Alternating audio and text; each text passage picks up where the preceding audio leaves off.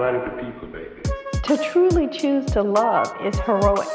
Everything would be all right if everything was put back in the hands of the people. And we're going to have to put it back in the hands of the people. It takes the willingness to stand by and do what has to be done when it has to be done.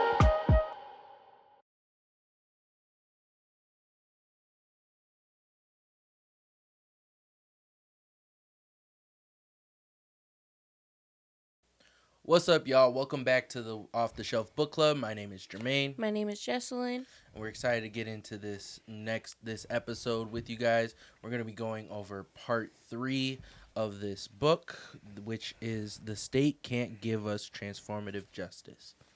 And we're really excited to get into that with you guys today. But before we get into that, make sure that you like, share, subscribe to the channel. Make sure we're sharing these videos so we can get everybody doing the knowledge. We really appreciate that. If you are interested in answering some of our questions that we answer, they're all down below. You can look at this current episode and the next episode to look forward to reading the next part with us. And if you also need any type of resources that can help you get these books, we have them down below as well. Don't forget to check out your local libraries. Those are always great places to find books. And just check out your local libraries too. It's a great place. And before we get into the everyday thing that we do with our pod, we're going to get into our land acknowledgement as usual. The Off The Shelf Book Club wants to offer our utmost respect to those who came before us on this land. It is important that we protect and acknowledge the history of the indigenous people of America. Minnesota Makoche, which means the land of the water that reflects the sky, is the homeland of the Dakota and Anishinaabe people. Minnesota in its history has taken part in the genocide of Native people and multiple treaties that stripped them from their homelands. Where Off The Shelf Book Club resides is home of the Metawakan people, which means dwellers of the Spirit Lake. Off The Shelf Book Club will do whatever we can to honor the Native people and their lands and do what we can to aid in the land back movement. All right. Thank you guys for listening, and we're excited to get into this episode talking about that. Talking about some really relevant things, clearly. Mm-hmm. It's always been relevant in American history, but I think especially like the past month has been a lot. So before we get into just talking about this chapter or this chapter, we want to give you guys the questions that we will be going over. The first one is, what would holding the police officers accountable through an abolitionist perspective look like? How could transformative justice and abolition help you? All right, perfect. So getting into this part, what are your first thoughts? I think that this was like a good section that really had more in-depth conversation about why transformative justice in the state, or like policing, prisons, like things like that, like cannot actually like coincide. And why, like, and I think like it gives a more in-depth reason of why reforms don't actually work, which is a good leading for that next section that specifically like talks about that. But like, yeah, it's like if there are these things going on, because I feel like the overall arching theme is like, regardless at the end of the day, right, Black people in particularly are killed constantly by the state. Mm-hmm. It does not matter whether or not these cops are prosecuted or not. It doesn't actually inherently stop the fact that we as Black people are being killed by the state. Mm-hmm. They get prosecuted, we're still killed even moments later, right? Like, I think there are a lot of different examples of that, but I think being like in Minnesota particularly, George Floyd is like a good example, right? George Floyd happens, Derek Chauvin gets convicted, but that doesn't stop, right? We have like Amir Locke, who not that long after ends up being shot and killed, And Dante Wright, I believe, was and his name. Dante Wright, which is Yeah. very close after, And it right? was right like few miles down the highway. Right. Like just because a police officer gets prosecuted doesn't mean that that actually inherently stops or slows down the killing of us by the state. It doesn't, right? And we know for a fact that if they don't get prosecuted, right, and it's definitely not going to slow it down. So then where are we left at? We're left at the fact that the state, like, there's nothing about our current systems at hand, like policing, that can actually, like, help us move forward. I agree, because like you said it perfectly, and Miriam Kaba says it a few times in this part, where she was like, and what you exactly just said was like, it doesn't stop the fact that people are being killed, and it doesn't stop, like, she brought up a really good point in, like, I think it was like the second, like, chapter ish of this part, where it was talking about the I can't remember his name, but his name doesn't even fucking matter because he's such a sicko, but old boy who did that shit to the Olympic or the gymnastic girls over in, I think, Ohio. Yeah. And though we understand that he deserves there needs to be some type of consequences held for him, but the consequences that were given to him didn't actually help stop, like, any other doctor or, like, potential doctors or just everyday people from continuing to commit these type of heinous acts. Like, we're not stopping these acts from happening. And that's what I'm so frustrated with about, like, just policing in general, because we always talk about it like we need it, and we're always talking about cracking down on crime, but we're not stopping anything. We're not trying to prevent anything. We are just we're just trying to catch everything. Right. And that's not actually trying to help people. That's just trying to criminalize people. That's trying to victimize people as well. You're accepting the fact that people are just going to do these things in this world, and you're not trying to do anything to stop it.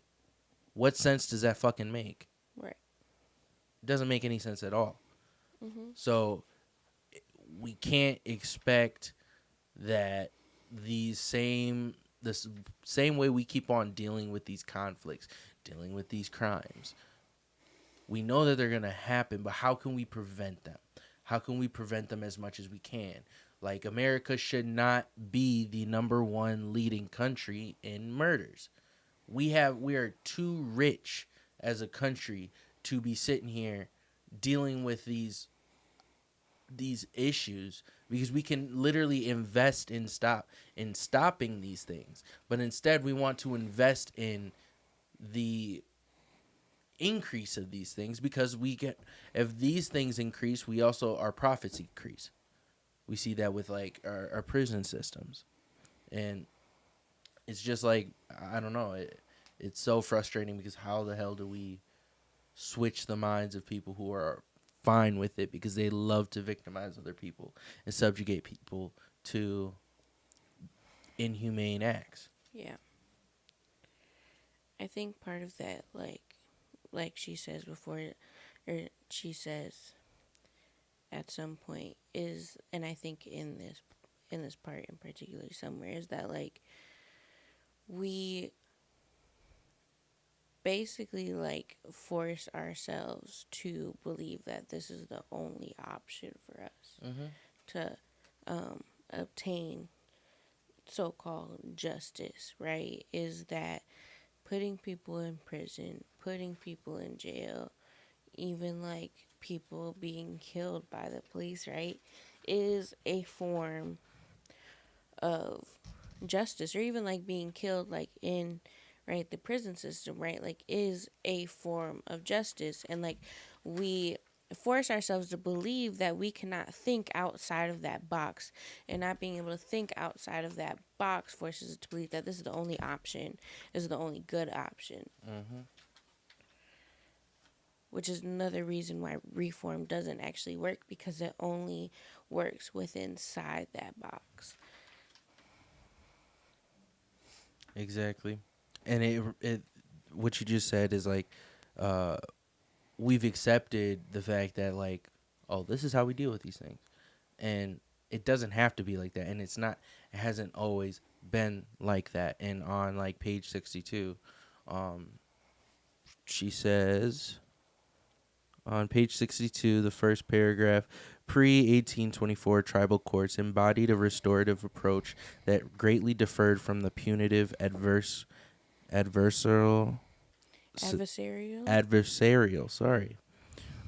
deferred from the punitive and adversarial system of the United States, deeming native justice insufficiently punitive and therefore uncivilized. The federal government assumed jurisdiction over all violations of the Major Crimes Act on native reservations. The results for native people have been devastating, as difficult conditions on reservations easily facilitate the criminalization of native people, fueling high rates of incarceration. So understanding that there is a way that people before you were doing things, and they actually were trying to stop these things from happening and help the people, because just because you help a perpetrator of a situation doesn't mean you are doing a disservice to the victim and the survivor. Like, those things don't both have to be true at once. We can help both people. And that's just where I don't, because, like, what are we doing actually? Like, what is helping the victims of any crime when you just lock them up? What are you doing?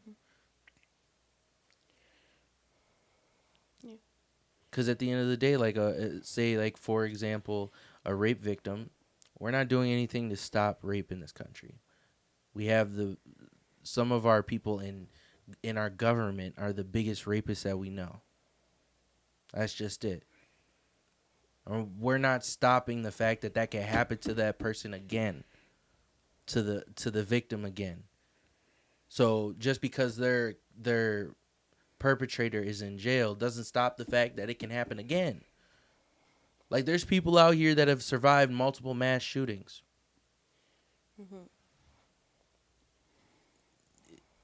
It's preventable, and why aren't we doing things about that? But I guess we should probably get into answering the first question. Yeah, I think there's one piece in there about, like, that I think is really important in terms of, like, really thinking about transformative justice and abolition. On that same page that you were talking about, is just like, we have the blueprint in a lot of different ways. And as it talks about our First Nations people and our Indigenous people, like, they have the teachings. And in a lot of other, right, cultures, traditionally, right, like, natively, right, like, as, like, Native Africans, right, even though, right, we were stolen, right, like, our African teachings, Indigenous teachings, right, like, they have those transformative justice practices already built in. All we have to do is look back on them. Like, they're already there. Like, the blueprint is already there, and how to, like, approach this space, and it actually work. And it talks about that, right? Like, the transformative justice practices that the First Nation did were based in Anishinaabe, like, teachings. And that's important, right? Like, they already had that, because that was something that was attempted to be passed down, right? And passed down to them. And we in some cases, right, we just need to go back and we need to find that to help us actually like push forward that space and actually feel connected to transformative justice and what that looks like. And I don't know, this might be getting into a different bag, but I think a big reason why the colonial powers flushed out all indigenous forms of justice is because the colonial powers were the biggest perpetrators. And they wanted to control the way that everything was handled. So if we could sit here and say that, oh, you don't deal with criminals hard enough, when they're the biggest criminals, you know, but they won't also hold themselves accountable either, Right. because they know that the system is fucked. Right. Like, they know what the terrorizing that they're doing. So they continue to try and wash away all these things. So other people are falling victim to it and they benefit from it, even though, shit, the biggest criminals in history don't look like us. Period.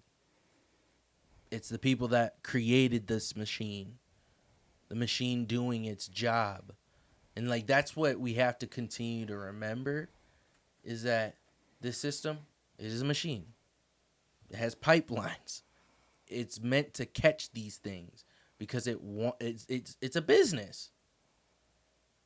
It's made to benefit off of itself. So that's why we see everything happening. That's why we see people being killed by our state every fucking day at this fucking point. We see people constantly being held to different standards than our fucking president. Everyday people. And our president has committed some of the worst crimes.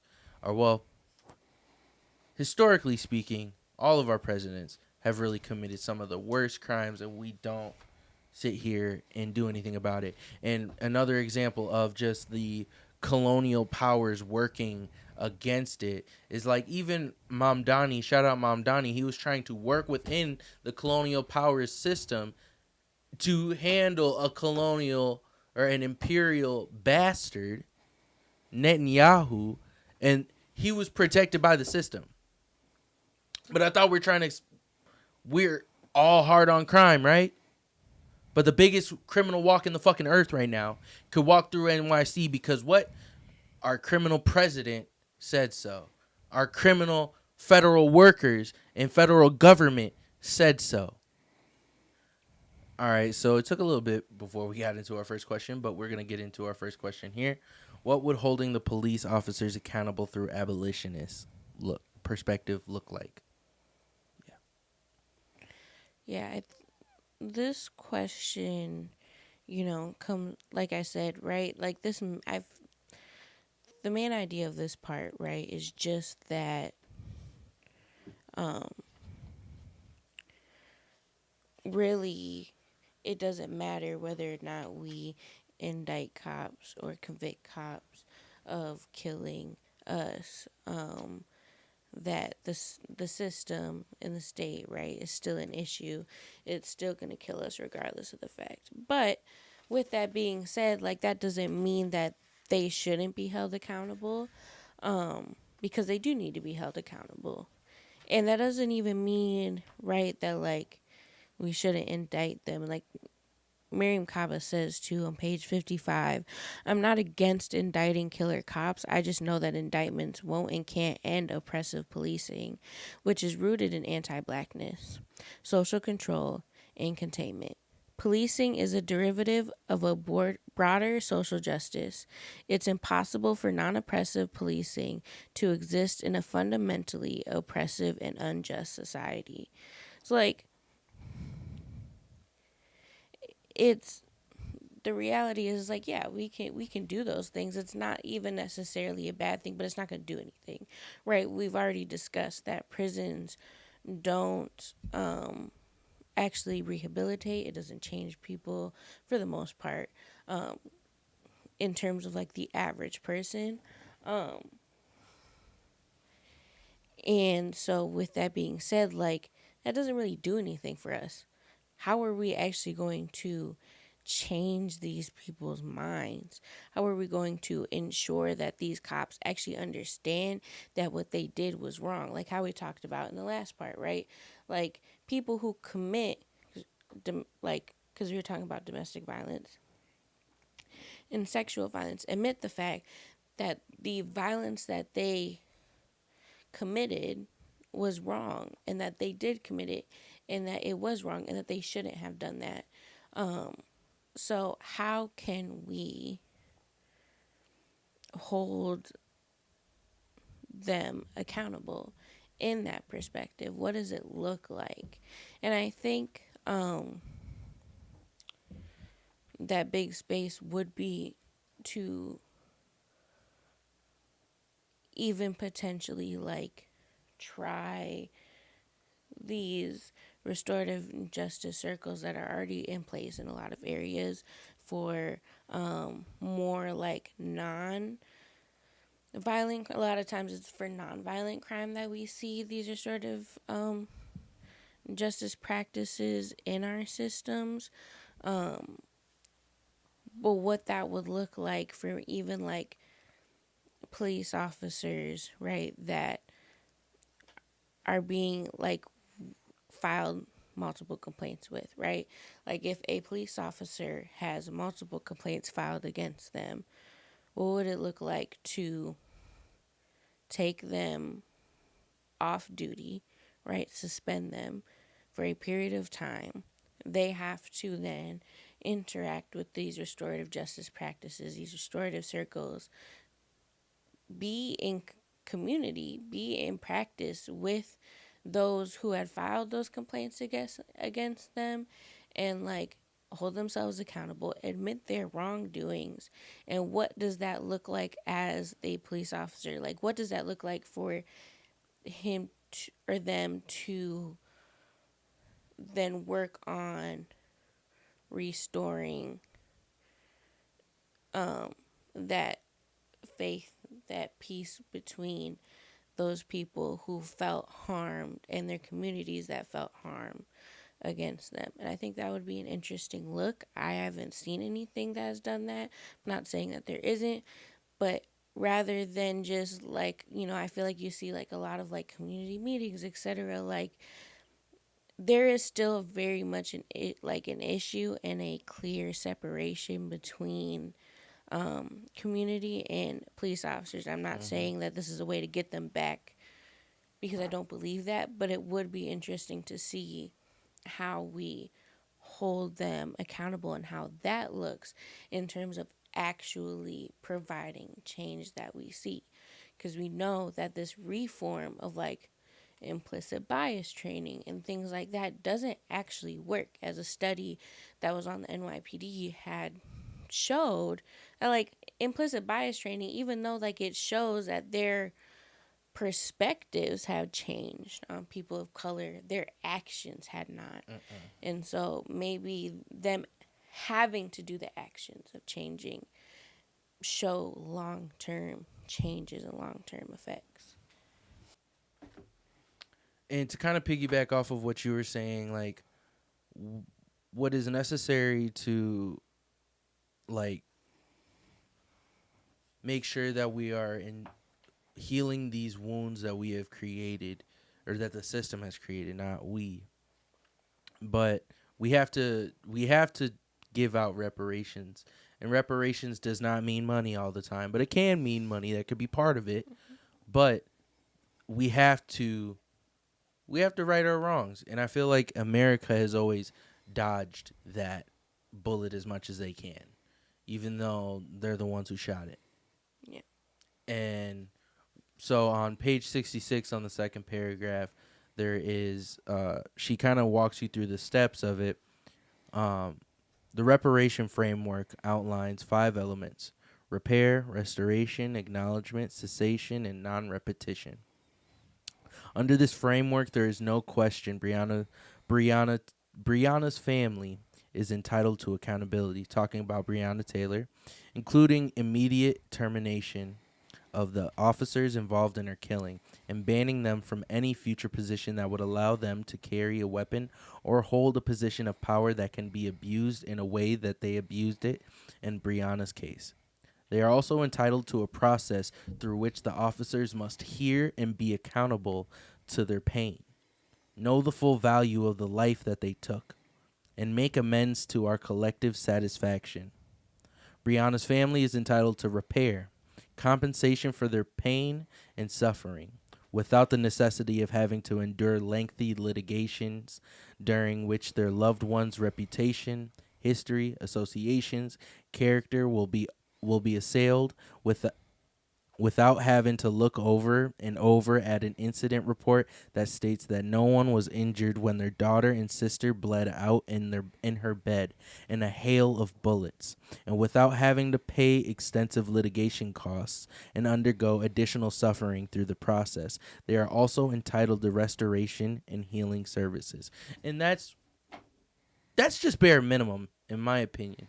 Mm-hmm. Like, in order to heal thing, like, you can't expect somebody who has a wound to just heal on their own. And if they do heal on their own, most of the time it gets infected. No, what we have to do is we have to put the peroxide on the cut. We have to wrap it up. We got to bandage it up. We got to check on it in a week. We got to do that again and again and again until we actually make sure that it's clean. Like, we can't just do these actions and expect people to be able to just live with that shit. Because honestly, the United States is really just lucky, in my opinion. They're lucky that there hasn't been more Rodney Hintons. I think that's his name, Rodney Hinton. Yeah, Rodney Hinton. The man who killed a random police officer because that same police department just killed his boy.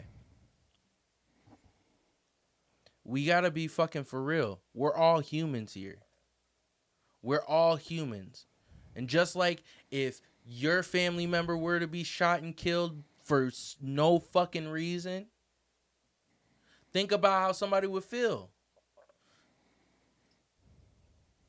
You're like, at the end of the day, we can't convince certain people, we can't convince that this is a human life here, that this life has worth, that this person has dignity, that we should respect this, all people. Mm-hmm. So there's only so much convincing that we could do there, but we have to start making them see it. And if we don't start making them see it with reparations and they continue their actions, there will be more Rodney Hintons. And I don't blame them.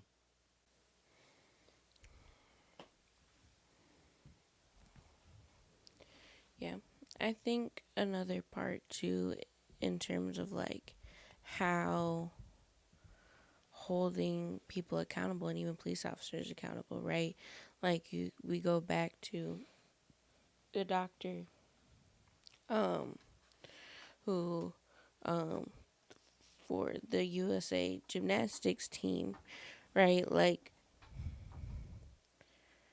whether that is somebody like him or even police officers, especially when we talk about sexual violence and domestic violence, right? Like, a lot of times people and a lot of these people like are women, right? So I say that, right? Like, women are not taken seriously. They're not in terms of them telling them about that type of violence. But right, she says on page 59 that a truly transformative justice would mean that a single survivor coming forward to tell their tale of harm years ago would actually have been believed the first time. Not the second, third, fourth, fifth time, the first time. We would immediately focus on addressing the harms perpetrated, centering on the concerns and experiences of the person who was harmed. Next, we would also focus on the person responsible for the harm. But without disregarding their humanity, this means that we have to acknowledge that the reality that often is hurt people who hurt other people. Understanding that harm originates from situations dominated by stress, scarcity, and oppression. One way to prevent violence is to make sure that people have support to get through things they need. You must also create a culture that enables people to actually take accountability for violence and harm. I think that it is safe to say, right, that we do not live in a society that allows people to take accountability for the harm that they did. Like, for example, like talking about sexual harm. When we talk about sexual harm, the vast majority of men, in terms of like rape and things of that nature, only think rape is rape if it includes some type of like Force. and violence. Like if a woman is not held at knife point or gunpoint and is like raped to the point that they are bloody, then it's not rape at all. Right. And that's just not true. Mm-hmm. Right? That non-consensual anything is sexual assault. Mm-hmm. Is rape. And like that is harm that was caused. That And the other thing about that is when you are causing this harm and you are convicted of this harm, then you are given a harsh punishment with no regards to humanity. So when we think about that, who would actually want to take accountability in the harm that they caused if they know that them doing that is going to throw away their humanity? Yep. Not treat them as a person of such. So it's like, if we can start to create that culture around you caused harm, you need to take accountability for that, and you need to then have actions, right, that support those people that you have harmed. Mm-hmm. You need to change your actions, and it needs to be long lasting without like disregarding their humanity. Without disregarding people's humanity, it might actually be a lot easier for people to take accountability for their actions. 100%. That's why, like, with, like, little kids, you tell them, like, I'm not going to be mad at you. And then they're more likely to tell you the truth. I'm not going to hurt you. I'm not going to do this. I'm not going to do that. They're going to be more willing to tell you, because even at such a young age, even in sometimes without actually, like, harming your kids, right, whooping, stuff like that, right, they get scared to actually tell the truth. Mm-hmm. Because we live in such a punitive society that kids tend to sometimes see really often, even in some cases of like seeing people in power, right? I don't want to tell the truth because I don't want to see this person. I don't want to talk to the principal. I don't want to do this, because that means I'm in trouble, and I don't want to do that either, right? How we look at certain people in this punitive measure can also cause that kind of harm. But if we're like, hey, you're going to go talk to this person, but that doesn't mean that something bad is going to happen to you. Right. Makes it a lot easier.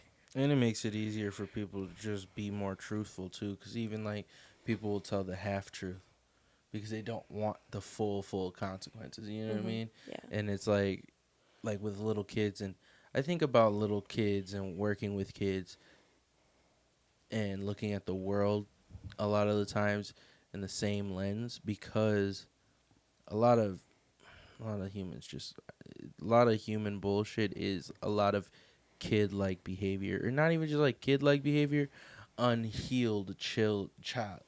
You know what I mean? Yeah. And it's because we do have this constant feeling like we're being watched over. You can't make a mistake, but like everybody makes mistakes. That's just it. You know what I mean? And we don't leave any room for that. And that's not what transformative justice is. That's not what abolition is.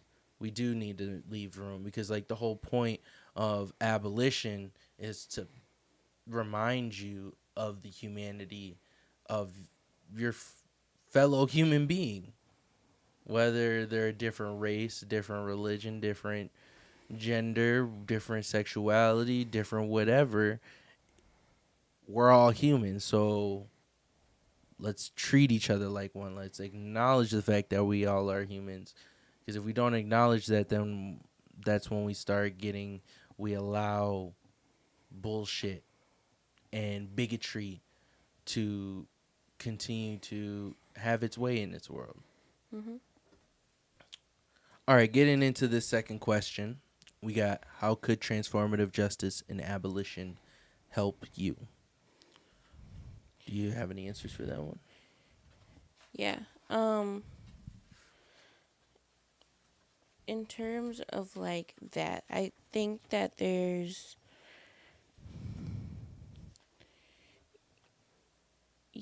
a big space in like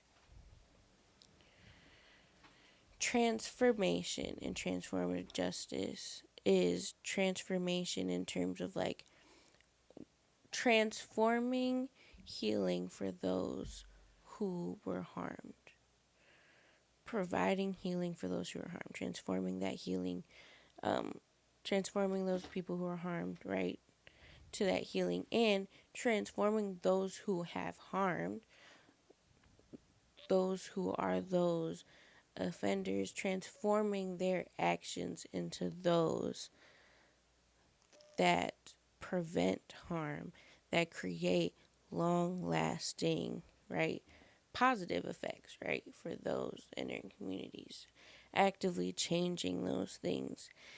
And I think this question is really important because in order to, especially when we live in such an individualistic society, understanding how could abolition actually help you? How could transformative justice actually help you?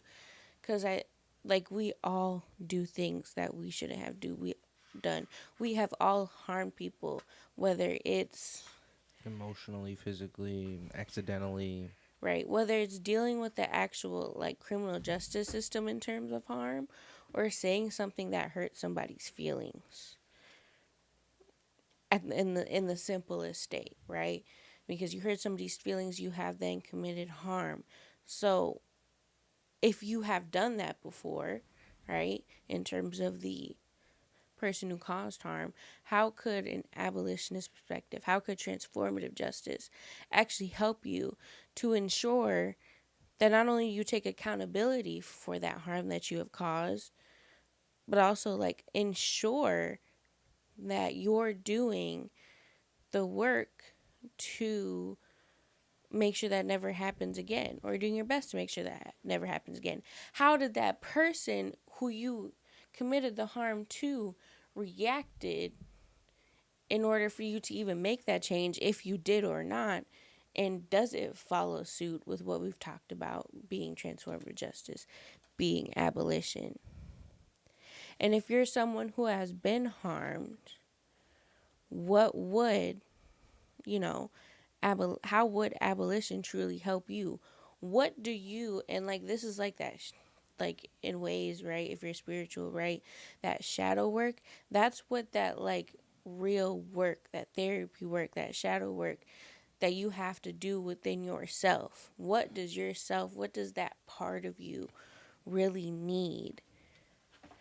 Really need to start that healing, to transform that healing, or that harm into healing, to to get to a place where you feel good and you feel okay. Because I think a lot of times the superficial thought is, I want that person to go to jail, I want that person to go to prison, but that also doesn't necessarily help that pain, that harm in a lot of ways. Sometimes it does in a superficial way, but you still dealt with that harm. So deep down, what do you really need? Sometimes people need, sometimes people need I'm sorry, I did this to you. That accountability piece. Sometimes it's working through those conversations, things like that. Like, there's usually always going to be something that's deeper inside that isn't that wanting to see them rot in jail, wanting to see them die, wanting to see them in prison, and things like that. And that reminds me of like something I've been kind of like working on myself. Like, this is more personal, but I think it refers to like the whole world. Is forgiving somebody isn't for them, it's for you. And that's what transformative justice leaves a space for, because I don't think that there is a lot of room for forgiveness in this current punitive system, because we are just looking to punish. We are looking to throw the stones. Like, throw the stones wherever we are told best fits. But we don't actually worry, like, what about the person that was hurt in that situation? And we need to leave that space for them to learn how to forgive. And we just don't have the infrastructure to do that right now. And forgiving someone is the best thing that you could do for yourself, because then you're not carrying around that weight of that scenario as much or at all. And you deserve it better than that. You deserve a better life than that, to be able to move on with your life, leave that shitty situation back there. You know what I mean?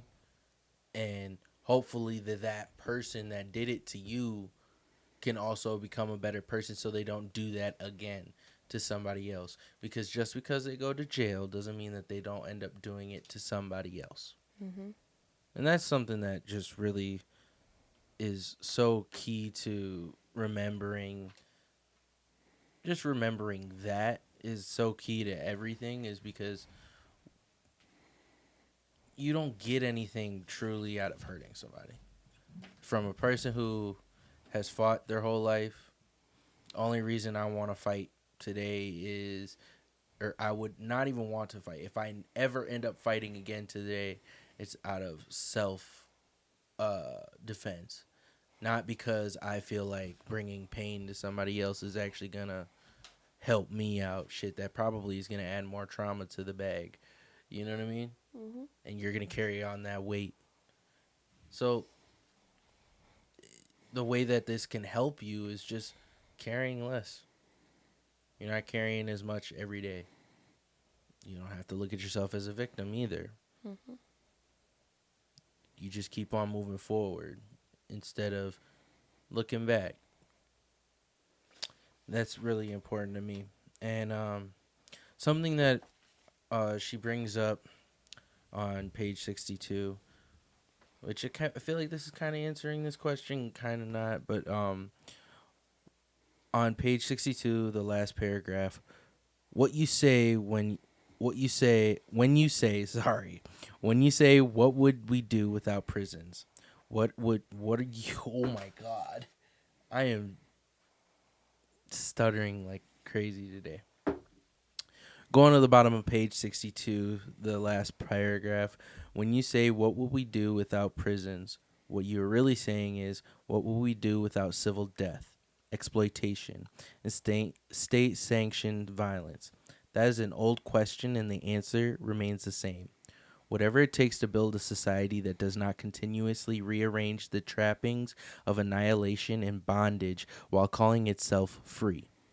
To know freedom or safety and to make peace with our own fears, passive punishments must be replaced with active amends and accountability. Transformation is possible, but it will not be televised and it will not be facilitated by the likes of Judge Rosemary Aquilina. I don't know if I said her name right, but that's kind of like what I was saying of like we have to find a way to do these things to hand out consequences better. Because at the end of the day, the world comes with consequences. Everything has a cause and effect. You know what I mean? But we can't sit here and keep dehumanizing people and ignoring the cause of these issues and the real lasting effects of the negligence of dealing with the effects. You know? Yeah. And I think that helps with everyone. For sure. Is there anything else that you want to add on to just that question? No. Okay. There's one more thing that I do want to talk about specifically with this part specifically. Earlier in the beginning of the episode, I talked about how this part of the book it is really relevant today. Since the beginning of July, I believe the first one happened on July 7th, ICE has been on a rampage. They've increased their operations. They're doing it in they're coming back to the same places that they were before, but they're also spreading it out. And the result of that has led to 3 people being killed by ICE. 3 people. And I won't get into other things about it, but let's talk about the people that were killed. We have the first one that happened in Houston, Texas.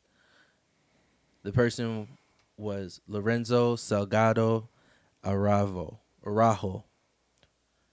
And the second person was Johann Sebastian Duran Guerrero in Biddeford, Maine, I believe. And then there's an unnamed person in St. Augustine, Florida. And when we talk about these type of things, when we talk about abolition, just like the last book we were talking about, it doesn't just mean prisons and police. It means ICE too. It means this military state. What are we going to do for those families? They just lost 3 men. 3 different families. 3 different men across the nation. 3 different parts of the nation, for real. We must start bringing it to the streets. We saw what happened in Minneapolis. We cannot continue to turn a blind eye. And these are all Hispanic men. And a lot of information is being suppressed right now. But it's important that you know that these things are going on. ICE did not go away. And we are still saying abolish ICE. Because these 3 men should still be here. Remember, that is 3 families that are grieving now. Over imaginary lines. And if I'm not mistaken, Johan was here legally. He got a worker's permit, and he wasn't even the target they were going after. And I believe that was the same thing for Lorenzo. He wasn't even the target they were going after. But the reality is when they use that type of words, target they were going after, there's only one target that they're really looking for, and that's this. It's always going to be about this. And we can't forget that shit. Until we flip this whole system on its head, it will always be about that shit. Because we also have another situation with our military state. In Madison, Wisconsin, I believe it was what's the date today? Either July 23rd or the 22nd. Corey Ruiz, sorry if I mispronounced his name, but Corey Ruiz was shot in the head 3 times by the Madison, Wisconsin Police Department. There is no body cam footage. And you want to know the fucking irony of this? Is that they don't have body cams on in their police department because they don't have enough funding. Big ass air quotes, because what the fuck you mean you ain't got funding? Maybe you don't invest in all the fucking guns. Maybe you don't invest in brand new fucking cars every year.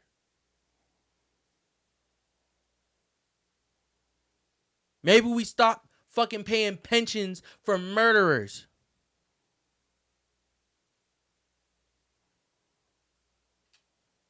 You can't afford a fucking body cam, and then you get away with this bullshit. And you were supposed to be protecting and serving a community. And y'all are the ones with guns. There's 4 men on top of 1 man. 4 guns. There's 4 guns in this situation. 4 men in this situation who were afraid of 1 man.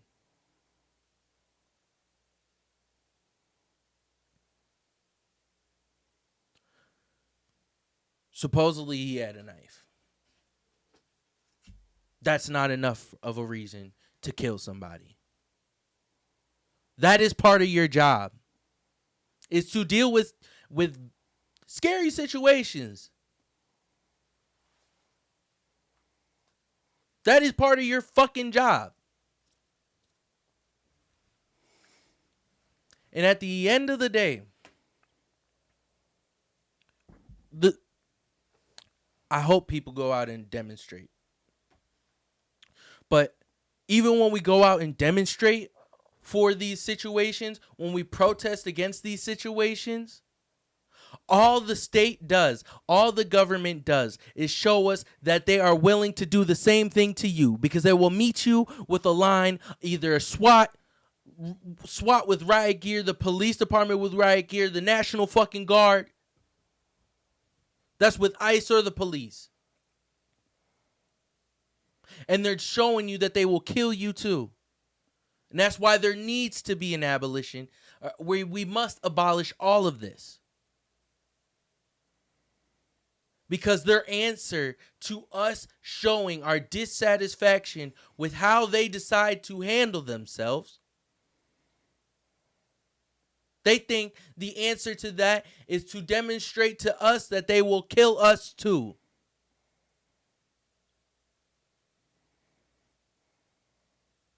And again, a reminder, if you continue to kill people's family members, Rodney Hinton will not be the only one doing that. Because I promise you, if that ever happens to my family,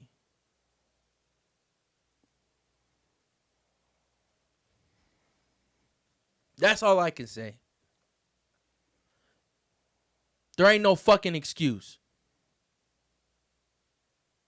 And if you can excuse this bullshit, fuck you too.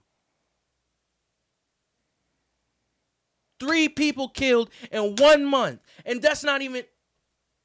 We don't even know how many people they've genuinely killed. Like all the people that were in Alligator Alcatraz. Where the fuck did they go? We gotta burn all this shit down. Destroy and rebuild. Thank you guys for tuning in to the Off The Shelf Book Club. We appreciate y'all for tuning in. Make sure that you subscribe, hype the video, share it with your peoples. We do want to keep on spreading the word. And remember, fuck ICE, fuck the police. We need to abolish the police and abolish both the police and ICE. Let's remember that. And we wish y'all nothing but the best. Great health and wealth. A peace of mind. Ashe. Ashe. I write it to people, baby. To truly choose to love is heroic. Everything would be all right if everything was put back in the hands of the people. And we're going to have to put it back in the hands of the people.